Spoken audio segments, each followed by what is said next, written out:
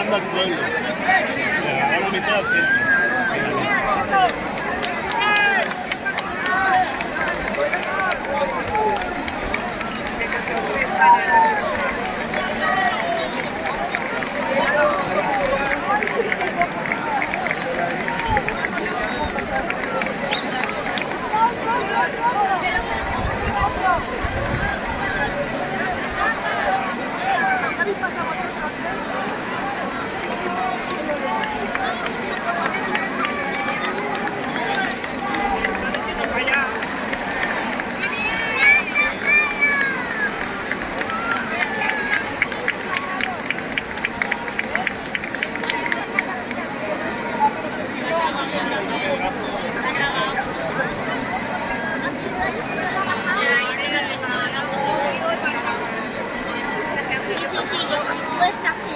Ahora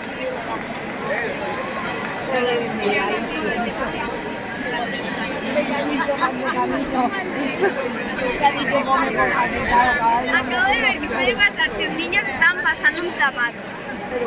Bueno, por ahí también han tirado una bufanda de Valencia, una gorra. Sí, hay que pedir mucho por el Valencia,